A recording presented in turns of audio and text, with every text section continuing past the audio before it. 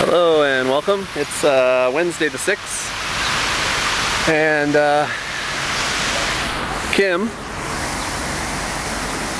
and Mike and I drove from Izumo in Shimane to the neighboring prefecture of Hiroshima, and we're here in Hiroshima City now.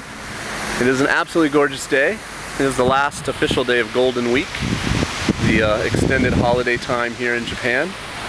So there's a lot of people about, and our first stop here is the Peace Park.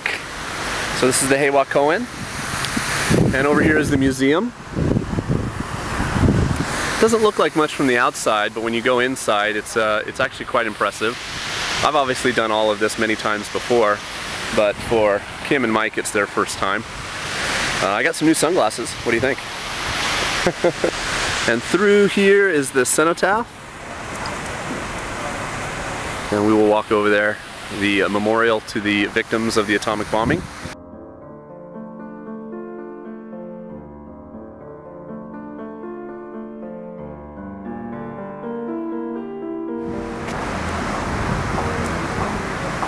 And we of course will get footage of that. Let's walk underneath here and just show you from a distance.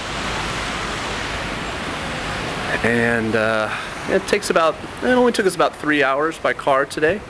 We made pretty good time, and it's just, like I said, absolutely gorgeous, sunny, warm, probably about 22 degrees, but there's a breeze.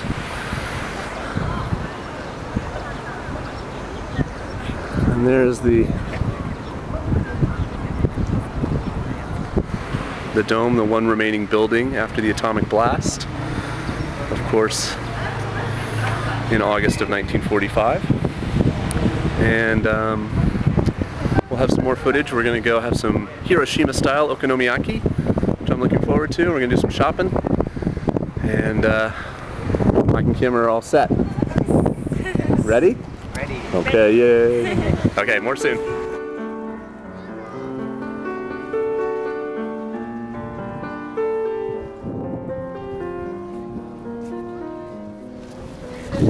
So this is the memorial to the victims of the bombing. Water, of course, because water was so precious after the bombing.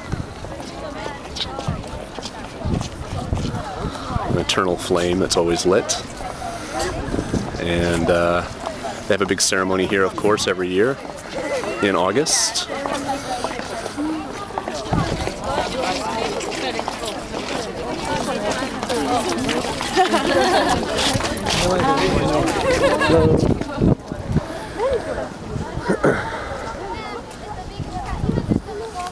And we're about to walk over to the Children's Memorial. There's a famous girl who got cancer from the bombing. She survived the blast, but of course got cancer, and while she was sick, she made 1,000 paper cranes. And so there's a memorial to her. And well, every year, I was saying, in August they have a big ceremony here in this park.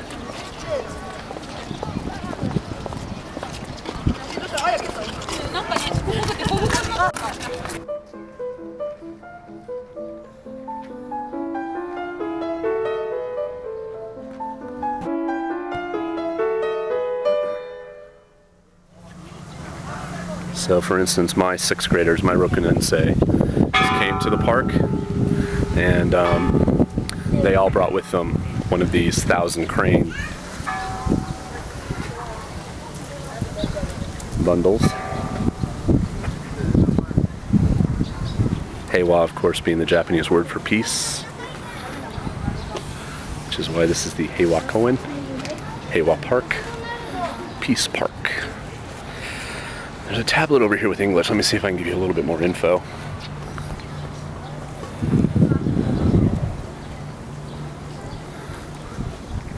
So this monument was originally inspired by the death of Sadako Sasaki, who was exposed to radiation from the atomic bomb at the age of 2. 10 years later, she developed leukemia that ultimately ended her life. So this monument is dedicated to all the children who died as a result of the bombing, and it was unveiled to the public on May 5th, 1958.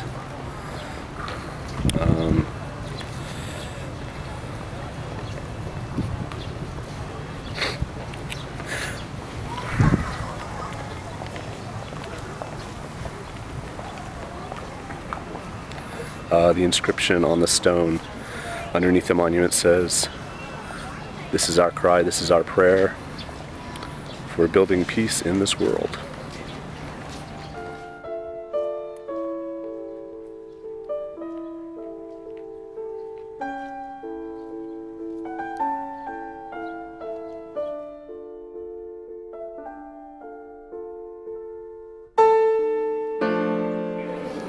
So this side of the museum is kind of a history of Hiroshima from before, before the war, of course.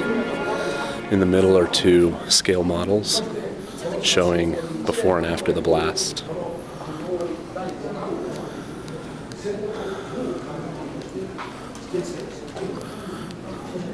A reconstruction of the atomic bomb dome.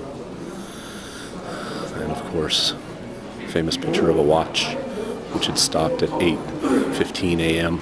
on August 6th.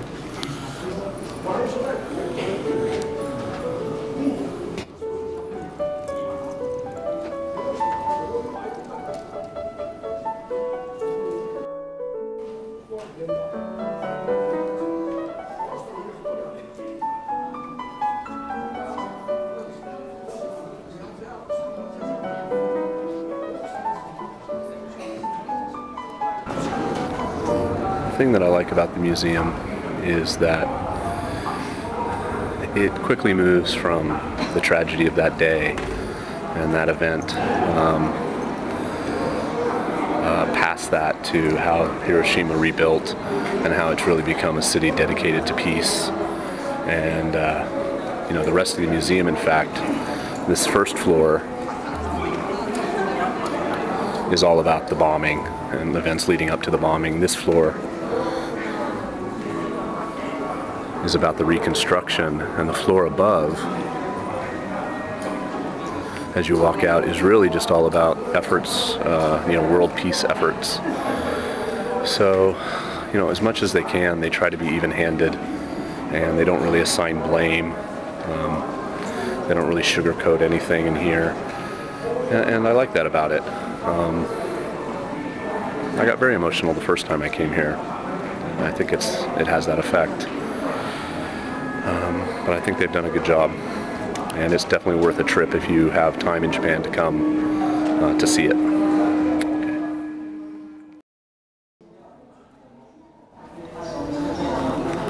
So over there is videotape stations where you can watch testimony from A-bomb survivors, similar, I guess, to what Spielberg's done with the Shoah Foundation with the Holocaust.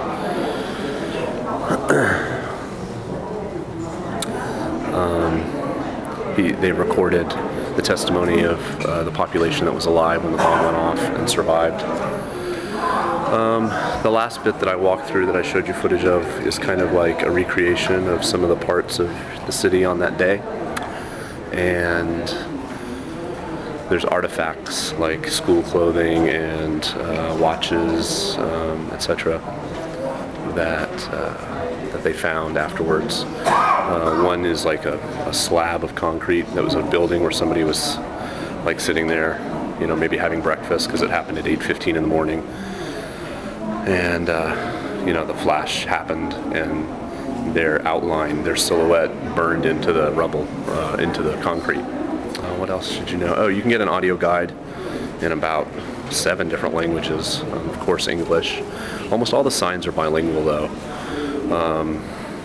So it's very easy to walk through. It's only 50 yen, 50 cents basically to get in. The admission fee is nominal. 300 yen for the audio guide. You know, you can put a little headphone in your ear. And there are many volunteers walking around. Like that woman in the green jacket who will help you. Obviously, I think still the majority of people that visit the museum are Japanese. I have people bowing in front of my camera. They don't realize it's turned around. Anyway, it's a really good experience. If you come to Hiroshima, definitely check it out. I mean, why would you come to Hiroshima and not see it? It is the major attraction of the city. So I guess this time with true meaning. Peace.